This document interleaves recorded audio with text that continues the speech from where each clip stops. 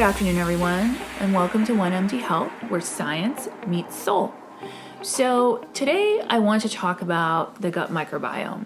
So we hear this whole media about it. The gut microbiome, it is the gateway to our health. The gut microbiome is so important. You hear about this through influencers, TikTok, social media, Instagram, Facebook. Do you ever hear about physicians talking about it though? Has your primary care physician ever mentioned the gut microbiome? I'm very curious. Probably not. Well, it's not their fault because honestly, I really did not learn about the gut microbiome to this much extent, how important it is for the body, until I became board certified in lifestyle medicine and eventually got trained in functional medicine. So what do we think about the gut microbiome? It's part of the digestive system. We eat, we absorb nutrients, we go to the bathroom, that's it. That's our gut microbiome. That's what it does. It's supposed to just help with digestion. But what if I told you it is actually a whole ecosystem of different types of microbes in your gut lining, bacteria, fungi, viruses, that all have play a role in your immune system, in your mental health, even anti-aging. You would probably tell me I'm pretty far-fetched. Like, how could these critters, microbes, be responsible for so much of my health? Well, it's actually not as daunting as you may think. So the gut microbiome are very important bacteria, especially the good beneficial bacteria.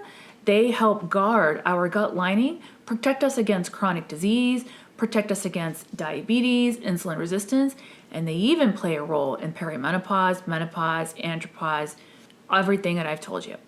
Now, this is why this topic is really important to me, because you can't really address overall health if you don't address the gut microbiome.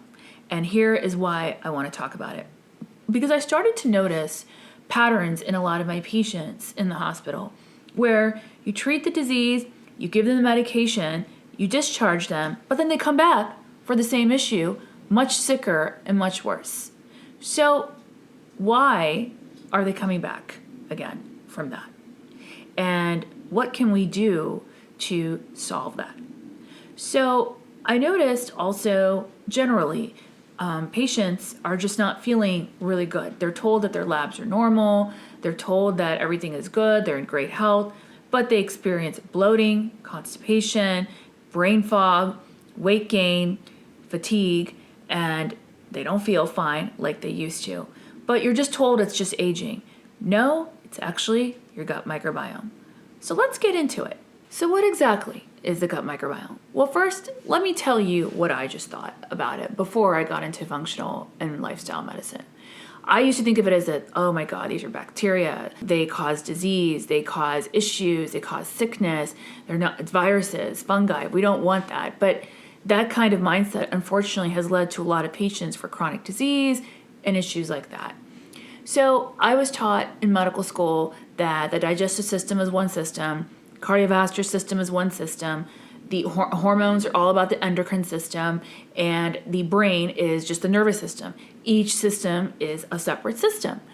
Well, it actually does not work that way. The body actually utilizes all of these systems as a unit, and believe it or not, they all communicate with one another through the gut microbiome. And for me to have optimal health, that is how you achieve it, by basically strengthening this communication between your gut microbiome and all the systems involved, which is cardiovascular system to protect heart health, nervous system, brain fog, that also is important, hormones, very important, and so forth. So everything works together as a unit. So the gut microbiome basically consists of trillions and trillions of microbes, bacteria, fungi, viruses that help with your immune system. That is basically what it is. So what we do in functional medicine is we basically do a stool test that checks your bacteria in the gut microbiome, meaning how many probiotics do you have? Do you have any outside pathogens that are causing inflammation that do not belong in your gut microbiome? which could be causing SIBO, which is spontaneous intestinal bacterial overgrowth, that I'm sure we've all heard about. And realizing that SIBO actually plays a huge role in health and in inflammation. We also check for any fungi that don't belong there. We also have certain markers for inflammation in our immune system. If they are low, we check for digestive enzymes. Like, are you able to absorb nutrients properly? Can your body break down the food that you do eat and absorb it properly in your gut microbiome? Is that something that is going on there? Which is extremely important for nutrition, very important for overall cellular health, and very important for every nervous system involved.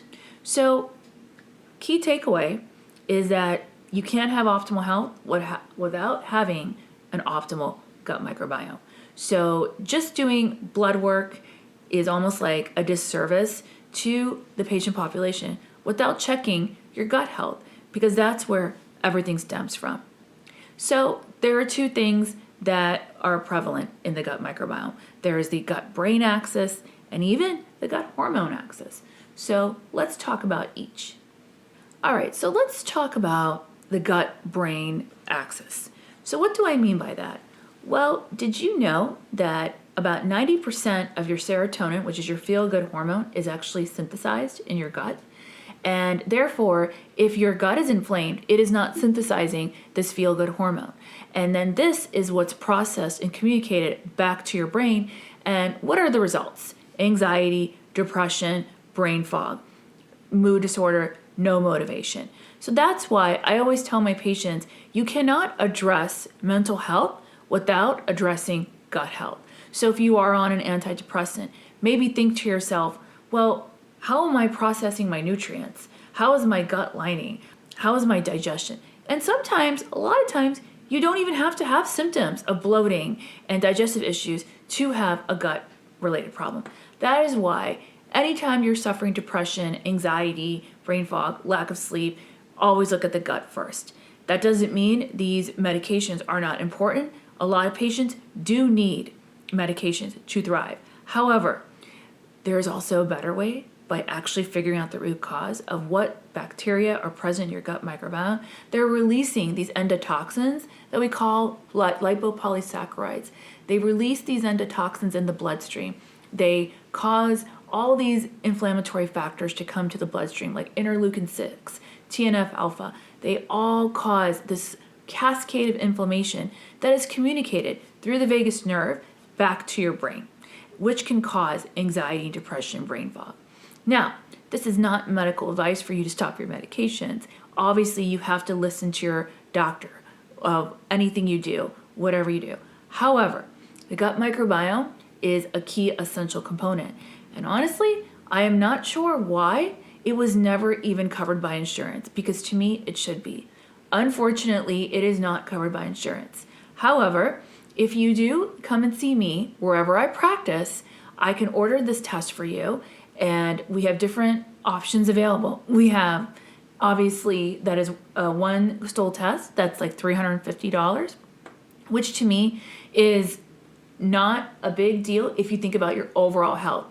Think about the fact that this particular test can decide how well you age, how well you process emotions, how well you detox alcohol, excess hormones. Think about how priceless that is. To me, that is an investment in your health. There is a second test that we also do. That could be about $200. That is not as expensive. And those are for patients that are already relatively healthy, do not have that much chronic disease, and therefore that can be an option as well. So when you do reach out to me and want to come see me, I can give you those options available at wherever I practice.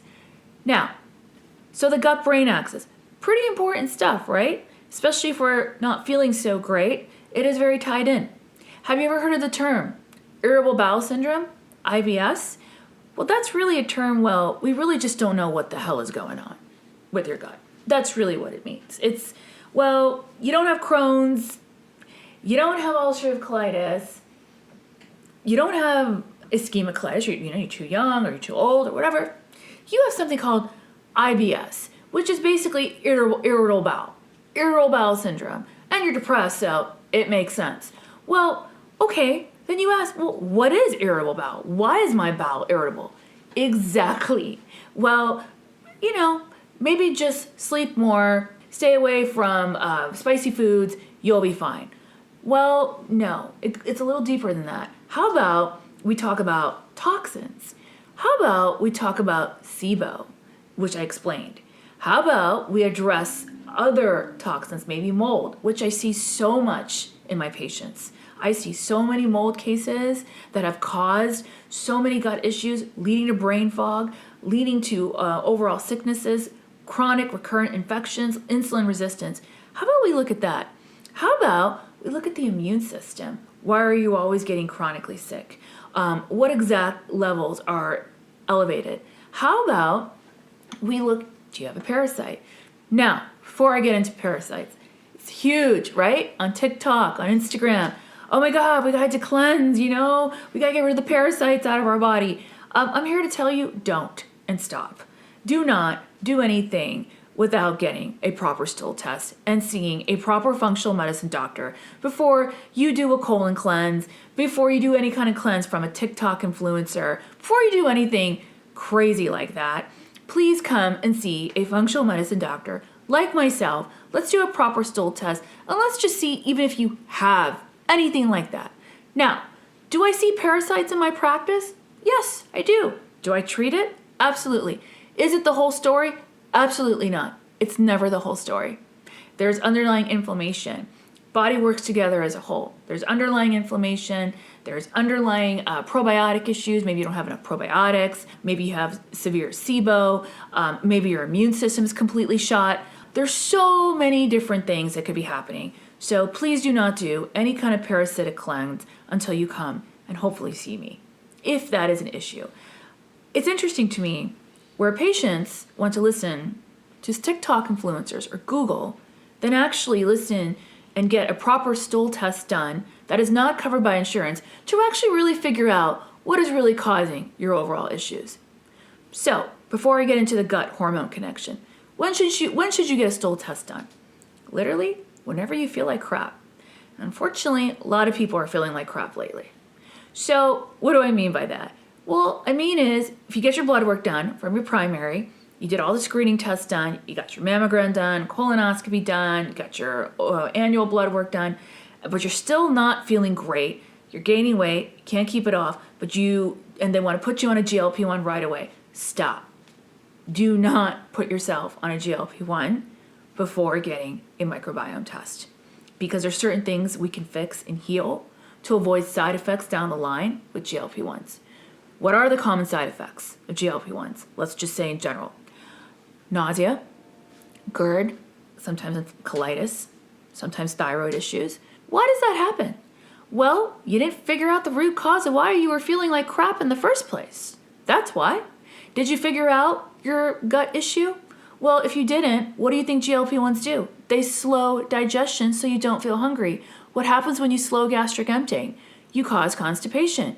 You cause worsening of GERD symptoms. You cause worsening of bloating. You may even cause small bowel obstruction, which I see so much in the hospital. Do you know how many patients I have treated with small bowel obstruction in the hospital setting who were on a very large dose of semaglutide? More than I can count. More than I can count. Does that mean the drug is bad? No, it just means it was given too early. We have not addressed the root cause of gut issues. So why were you putting on weight in the first place? Why are you having cardiovascular issues? Why are you having insulin resistance, type 2 diabetes diagnosis in the age in your 30s? Why did that happen? Putting a Band-Aid like semaglutide, it's not going to take care of your issues.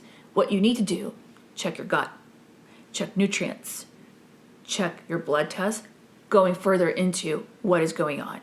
So my takeaway here is the gut is a lot more important than we think.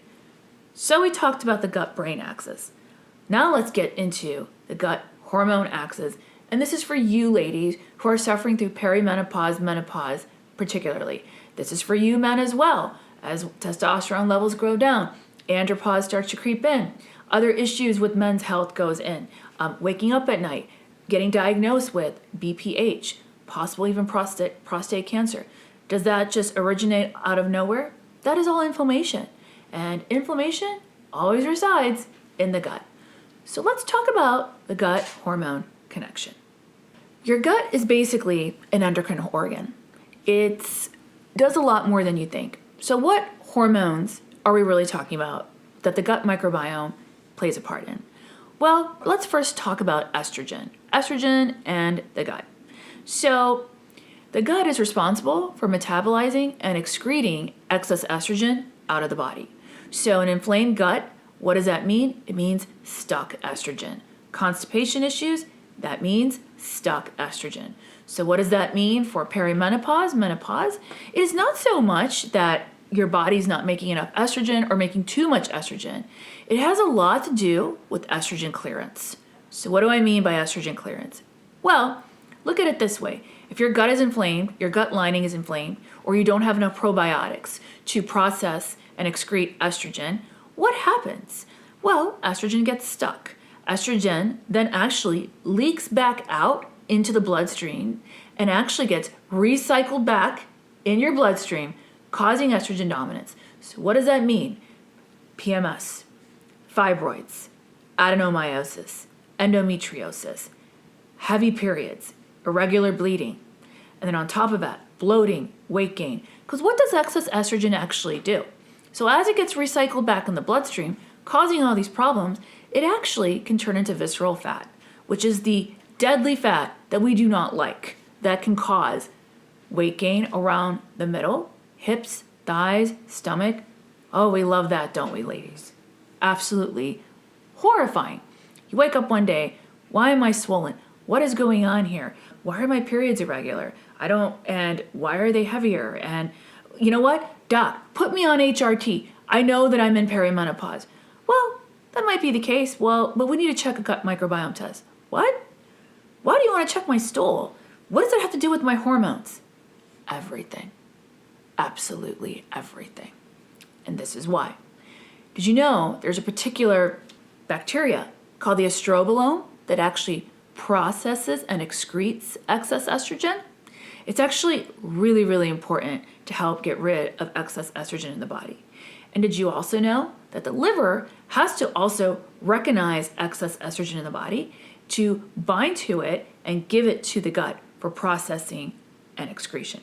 Now, if your gut is inflamed, if you don't have enough proper digestive enzymes, if you don't have enough probiotics to do their job, and if your gut lining is completely shot, if your immune system is completely tanked, how are you going to alleviate excess estrogen? So what happens?